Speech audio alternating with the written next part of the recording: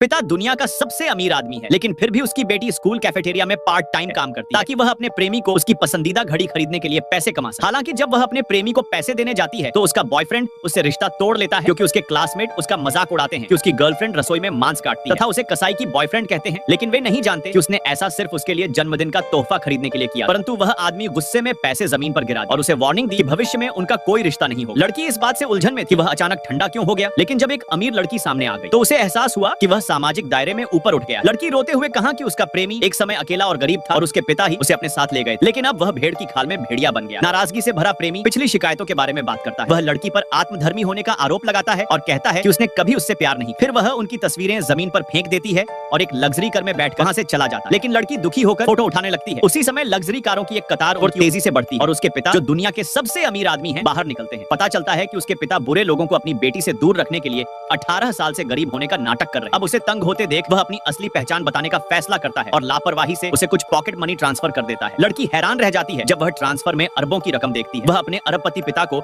इतने लंबे समय तक यह बात छिपाने के लिए डांटती है। उसके पिता दोषी महसूस करते हुए अपनी बेटी के लिए उपहार के रूप में पूरे स्कूल को खरीद लेते हैं। फिर अगले 4 सालों तक उसकी सुरक्षा के लिए एक सीनियर स्टूडेंट की व्यवस्था करते हैं। सीनियर बिना किसी हिचकिचाहट के सहमत हो जाता है और एक शानदार मोटरसाइकिल पर सवार होकर लड़की को वापस उसके छात्रावास में ले जाता है, जिससे उसकी रूममेट्स को बहुत ईर्ष्या होती है। लेकिन छात्रावास में वापस आकर लड़की को डर है कि कहीं उसे गलत न समझ लिया जाए और वह कहती है कि उन्होंने गलत समझा। इस बीच प्रिंसिपल यह सुनकर कि सबसे अमीर आदमी की बेटी स्कूल में है, तुरंत इंटरकॉम पर घोषणा करती है कि पूरे स्कूल को आज रात अरबपति की बेटी का भव्य स्वागत करने के लिए स्वागत पार्टी की तैयारी करनी चाहिए। घोषणा सुनकर उसका पूर्व प्रेमी वह हार निकालता है जिसे उसने षड्यंत्रकारी लड़की को देने की योजना बनाई थी और अपनी किस्मत बदलने की उम्मीद में इसे अरबपति की बेटी को देने की तैयारी करता है। लड़की स्वागत पार्टी में पहुंचती है और संयोग से षड्यंत्रकारी लड़की से टकरा जाती है, जो उसे भाग लेने के लिए योग्यता न होने के लिए मजाक उड़ाता है। क्योंकि प्रवेश शुल्क $1,00,000 जितना अधिक है, उनके जैसे लोग अगर 1 साल तक भूखे भी रहें तो भी टिकट नहीं खरीद पाएंगे। यह स्वागत पार्टी प्रिंसिपल द्वारा विशेष रूप से अरबपति की बेटी के लिए आयोजित की गई ताकि अमीर परिवारों के बीच संचार को बढ़ावा दिया जा सके। लेकिन लड़की का परिवार इतना गरीब है कि वे कूड़ा बीनते हैं और वह स्वागत समारोह में शामिल होने के योग्य नहीं है। लेकिन उन्हें नहीं पता कि अगर वे लड़की को बाहर निकाल देते हैं तो स्वागत पार्टी नहीं चल पाएगी। उसका पूर्व प्रेमी उसे अपमानित करना चाहता है और $1 निकालता है तथा उसे वहां से चले जाने के लिए कहता है